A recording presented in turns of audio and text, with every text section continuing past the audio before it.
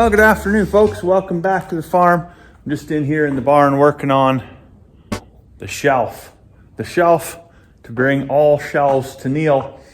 This is where I'm going to put the big greenhouse up. So my wife and I come in here with the kids earlier today. We got these swings. Actually, we set swings up in here right off the roof. So keep the kids busy so they wouldn't squawk and scream while we did any kind of work in here. But anyways, so I got my 3 hangers up there. Each of these posts is 5 feet apart. So I got basically a 10-foot shelf, a 10-foot span.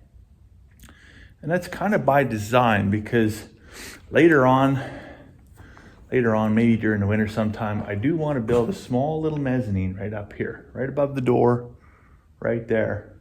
And I'm going to set up a little play area for the kids up there. They can have their own little loft in the barn. And I think that's just a lot safer, it helps me, like helps with that gut instinct feeling that I have as a child growing up in the 80s playing on things like this, because kids disappear into the haystack and then, how do you know where they're at? And they can get hurt pretty bad. So put them up there, put a handrail up, put a nice little ladder or something like that. They can get up there nice and safe. That's gonna be fantastic.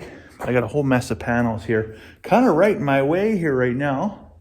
Even if it wasn't right now, eventually, in order for me to get that up to there, that's going to be in the way. So I got to move all these, chuck them over there. I put the big yellow tractor little yellow tractor in here overnight because I thought it was going to snow a whole mess, but it actually hasn't snowed at all here yet. A buddy of mine up in Worsley sent me a picture of his house. Looks like they got about 4 to 6 inches overnight, but we haven't had anything yet. We got 1/3 of an inch yesterday.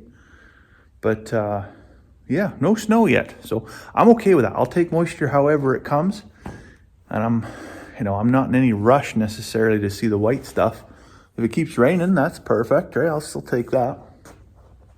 But this was our plan, was to work on this today because it was supposed to be a snow day.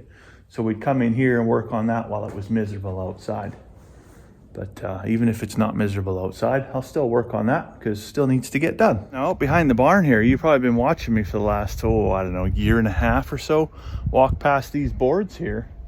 So, yeah, it'd be about a year and a half. These are leftover rough cut 2x6 that I had from when I put the kick plate in all the way around the outside edge of the barn. And I think initially my plan was to use those to do the initial framing of the mezzanine up there.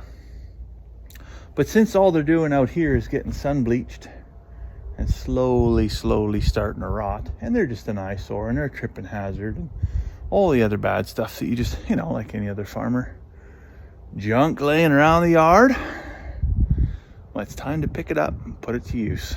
Okay, well, I had the little yellow tractor fired up there. Holy man, you can see my breath. You can tell how cold it is in here now. But anyways, shelf is done. You can see right there, got the greenhouse all packed up. That is the chicken plucker, and that is 3 food grade barrels. All of that occupied all of that space down there. It's all up there now, out of the way. And there's just so much room for activities now.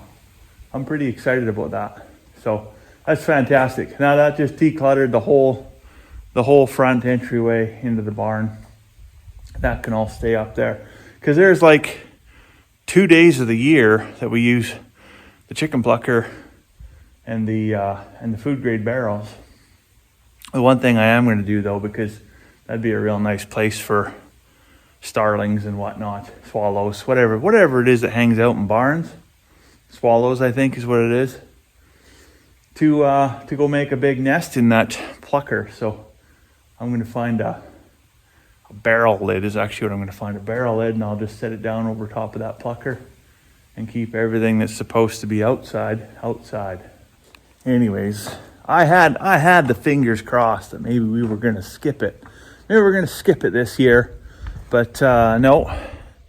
You can just see a tinge there right now. Yeah, you can see it starting to come down. Yeah, that is white stuff.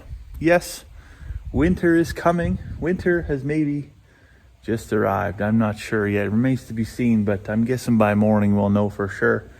But if our friends to the north are accurate, It's good. It's going to be, 4 inches probably overnight here. So I'm not going to enjoy that one bit. But I got one more thing I got to do quickly, and that is fetch the boys up. So the rams, it's time. It's time for them. We're going to release them out into the field here. They can go make some lady friends. And then we'll see them back on the 15th of March. Now, we always say, like, beware the Ides of March, right? Because that's when Julius Caesar was killed. And even for us, I mean, it still holds true, right? Like, anything can happen on the 15th of March. It might be like this. If it was like this on the 15th of March, actually, we'd be in pretty good shape. But the snow might be this deep, or it could be tropical. We really don't know. We've lambed in both kinds, but the last time we lambed in here. Actually, the last 2 times we lambed in here, and it makes a world of difference. So we're going to shoot for it. We're going to shoot for the 15th of March to start lambing. Thankfully, this year our rams, although they did get out once, they didn't get out with the ladies, so that's good. We should have no early ones. If there's any early ones, then I don't know how fertilization by osmosis across 2 fence lines. I mean, I guess that's not like it hasn't happened ever before in the history of sheep rearing, but nevertheless, we're going to shoot for the spring. And I think I'm going to go shoot for a cup of tea here. So I'm going to let you go for now. Hopefully you're having a fantastic weekend. We'll see you tomorrow.